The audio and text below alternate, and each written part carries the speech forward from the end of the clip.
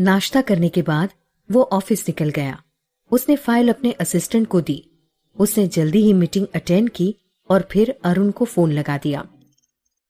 अरुण ने जैसे ही तेज प्रताप का फोन उठाया, उसने कहा, सर, मैं बस आप ही को फोन लगा रहा था। बहुत बड़ी खुशखबरी है, तनु मैडम का पता चल गया है।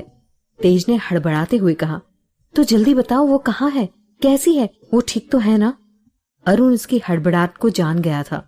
उसने कहा, हाँ सर, तनु मैडम ठीक है और अभी एक एनजीओ में काम कर रही है। मैंने सब पता लगा लिया है। हम चॉपर से अभी निकल जाते हैं। मैं रास्ते में आपको सब बताता हूँ। तेज ने फौरन ड्राइवर को कहा और एयरपोर्ट की तरफ निकल गया।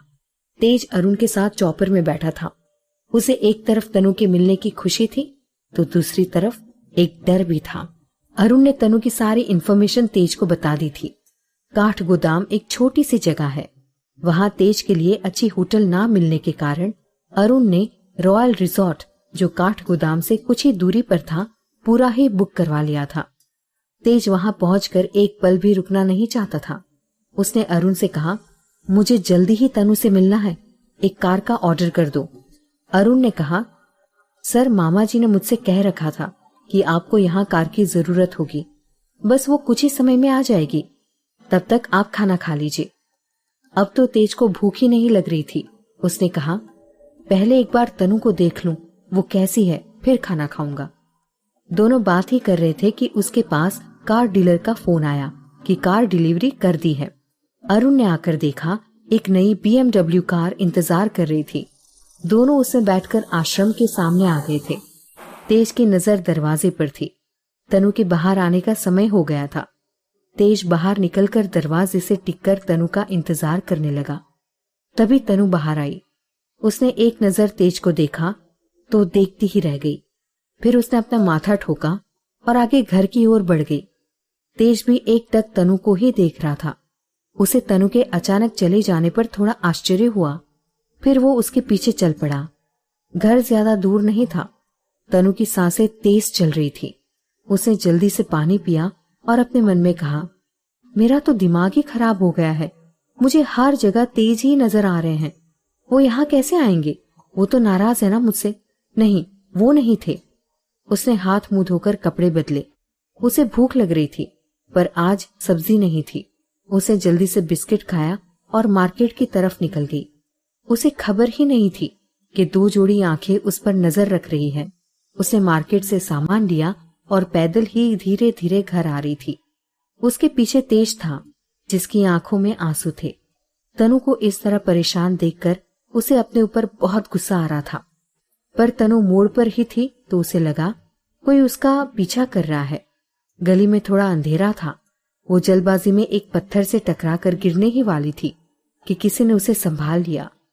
वो खुशबू उसे जानी पहचानी लगी। उसने देखा नहीं, बस हड़बड़ाकर घर जाने लगी। वो घबराकर तेज तेज कदमों से घर वापस आ गई। घर आकर उसने जल्दी जल्दी सारी खिड़की दरवाजे बंद किए। दरवाजे पर टिककर खड़ी हो गई। उसकी सांसें बहुत तेज चल रही थी। उसने अपने घबराते हुए मन को संभाला, फिर खुद से कहा, वो यहाँ नहीं आ सकते हैं। मुझे जरूर कोई गलतफहमी हुई है। फिर वो बुझे मन से खाना बनाने लगी। तेज प्रताप कुछ देर बाहर खड़ा रहा। तनु के घर के पास ही अरुण कार लेकर खड़ा था। धीमे और बोझिल कदमों से तेज प्रताप कार की ओर बढ़ गया और रॉयल रिजॉर्ट चला गया। तनु ने खाना बनाया और खाना लेकर पलक के घर की तरफ चली गई। पलक अकेले खिलौने से खेल रही थी। दरवाजा खुला था। तनु अंदर आ गई। तनु ने देखा उसकी केयर टेकर आराम से सोफे में लेटी हुई फोन पर बात कर रही थी। तनु को देखते ही पलक उसकी ओर आ गई और कहा, दीदी तुम आ गए? इतना कहते ही वो उसके गले से लिपट गई। तनु ने उससे कहा, मेरी लिटिल प्रिंसेस, क्या किया आज दिन भर? तुम्हें मेरी याद नहीं आई? आज तुमने तो फोन भी नहीं लगाया। पलक ने कहा, वो आंटी तो दिन भर फोन पर बातें करती रही। मैंने कहा तो उन्होंने कहा अभी कराती हूँ। देखो दीदी, मुझे भूख भी लगी है। अच्छा हुआ आप खाना लेकर आई। तनु ने एक नजर केयर टेकर को घूर कर देखा, पर पलक के सामने उसे कुछ नहीं कहा। फिर वो पलक को लेकर डाइनिंग टेबल पर बैठ गई। उसने प्यार से पलक को खाना खिलाया।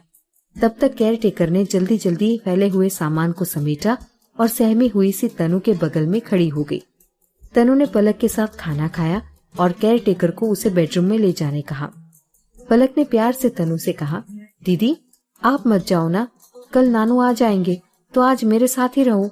आप आज तो परी की कहानी सुनाने वाली थी, प्लीज सुनाओ ना। तनु ने हाँ में सर हिलाया और पलक को लेकर अंदर चली गई। पलक की केयर टेकर ने गहरी सांस लेते हुए मन में कहा, ऐसा लग रहा है तूफान के पहले की शांति है। तनु मैडम ने यदि सर से शिकायत कर दी तो शायद मेरी नौकरी ही चली जाएगी। उधर तनु ने कहानी सुनाकर पलक को सुलाया और उसके साथ वो भी सो गई। सुबह तनु जल्दी उठ गई थी। पलक उसके बगल में शांति से सो रही थी। तनु ने प्यार से उसके माथे पर किस किया और उठकर हॉल में आ गई। उसने देखा केयर टेकर अभी भी सोई हुई थी। तनु ने उसे उठाया। केयर टेकर हड़बड़ाते हुए उठी। तनु ने उससे कहा, पहली बार कह रही हूँ, पलक का ध्यान रखना, वो बिना माँ बाप की बच्ची है। तुम्हें तो बगैर मांगे इतना मिल रहा है। मैंने जो कल देखा वो दोबारा नहीं होना चाहिए। समय पर उसके सारे काम होने चाहिए। मैं दोपहर और शाम को उससे मिलने आऊंगी। यदि मुझे जरा भी लगा तुम उसका ध्यान नहीं रख रही हो तो तुम जानती हो मैं क्या करूंगी। केयर टेकर ने धीरे से कहा, तनु मैडम मुझे माफ कर दीजिए, मैं पलक का ध्यान रखूंगी, प्लीज आप सर से मत कहना। और उसने अपना सर झुका लिया। तनु ने दरवाजे की ओर देखा। नानू वहां खड़े थे जो थोड़े गुस्से में लग रहे थे। वो आज ही अल्मोड़ा से आए थे। तनु ने उन्हें देखकर कहा, अरे नानू आप कब आए? आप जल्दी से नहा लीजिए, मैं नाश्ता बनाकर लाती हूँ। नानू ने कहा, नहीं तुम रेडी होकर यहीं आ जाओ। घर में कोई है जिसे फ्री का खाना खाने की आदत पड़ गई है, वो ही खाना बनाएगा और नाश्ता भी। उन्होंने घूर कर केयर टेकर को देखा। वो जल्दी ही घबराकर काम में लग गई। तनु ने नानू के पास आकर धीरे से कहा, आप चिंता मत कीजिए, उसे अपनी गलती का एहसास है, शायद वो अब पलक का ध्यान रखेगी। नानू ने नम आंखों से तनु से कहा, मेरी पलक का अब मेरे अलावा और कोई नहीं है। मुझसे बर्दाश्त नहीं होता है जब उसकी ऐसी हालत देखता हूँ। पता नहीं कितने दिन मैं उसकी केयर कर पाऊंगा। तनु ने नानू की ओर देखकर कहा, अभी तो मेरे इस नानू को पलक की शादी और बच्चे भी देखने हैं। आप हार जाएंगे तो पलक को कौन संभालेगा? आप चिंता ना करें, अब मैं हूं ना उसका ध्यान रखने के लिए। वो जाने लगी तो नानू बोले, आज एक जरूरी मीटिंग है, अब मैं आश्रम का काम नहीं संभाल पा रहा हूँ। सोचता हूँ किसी भले आदमी को इसे हैंड ओवर कर दूं। आज एक बंदा आने वाला है इस सिलसिले में, तुम समय पर आ जाना। तनु आश्रम की हालत जानती थी पर वो कुछ नहीं कर सकती थी। उसने धीरे से हाँ में गर्दन हिला दी। वो तैयार होकर नानू के घर आ गई। उसने ध्यान ही नहीं दिया, सामने दो जोड़ी आंखें अभी भी उसे ही निहार रही थी। सभी ने नाश्ता किया, फिर नानू और तनु ऑफिस के लिए निकल गए। अपने घर के सामने ब्लैक बड़ी कार देखकर तनु को थोड़ा आश्चर्य हुआ। कार के अंदर बैठा तेज उसे ही देख रहा था। वो धीरे धीरे नानू के साथ जा रही थी। नानू उसे मीटिंग से रिलेटेड बातें बता रहे थे, पर नानू का ध्यान ही नहीं था। उसका दिल जोरों से धड़क रहा था। ऐसा लग रहा था जैसे तेज यहीं कहीं है। जब नानू ने किसी पॉइंट पर तनु की सलाह मांगी मगर तनु को ऐसे खोए हुए देखा तो उन्हें थोड़ा आश्चर्य हुआ। उन्होंने कहा, तनु बेटा क्या हुआ? क्या तुम इस पॉइंट से सहमत नहीं हो? तनु ने हड़बड़ाते हुए कहा, कोई बात नहीं है नानू, वो आपकी बात ठीक है। उसने रुककर पीछे कार की तरफ एक बार मुड़कर देखा, फिर अपना सर झटककर आगे बढ़ गई। तेज ने उसे देखकर गहरी सांस ली। उसने मन में कहा, मैं जानता हूं तुम बहुत प्यार करती हो मुझसे, मेरी प्रेजेंस का भी एहसास है तुम्हें। बस जल्दी ही तुम्हारा इंतजार खत्म होने वाला है। जब वो ऑफिस में चली गई तो तेज भी वहां से चला गया। तनु पहले मीटिंग रूम में गई और वहां का सारा अरेंजमेंट कराकर अपने केबिन में आई।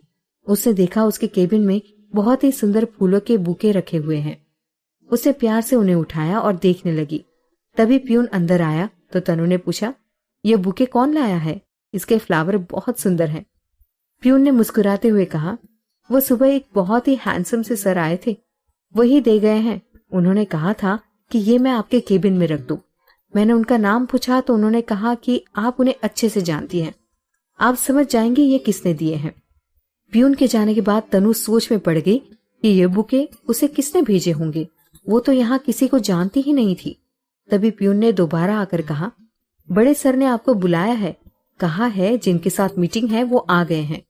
तनु ने कहा, ठीक है मैं आती हूँ। और वो मीटिंग रूम की तरफ चली गई। उसने मीटिंग रूम का दरवाजा खोला, पर सामने बैठे शख्स को देखकर वो अचानक ही चौंक गई। वो धड़कते दिल के साथ अपनी जगह पर आकर बैठ गई। सामने वाला शख्स पूरी मीटिंग में इस तरह रहा जैसे तनु को जानता ही नहीं है। मीटिंग खत्म होने के बाद सभी अपने अपने घर चले गए। वो शख्स भी रवि किशन जी के साथ आश्रम देखने चला गया। उसे जाते देख तनु ने गहरी सांस ली और मन में कहा, ये यहाँ कैसे आ गया? जितना मैं इससे बचने की कोशिश करती हूँ, ये पता नहीं कहाँ से मेरे सामने टपक जाता है।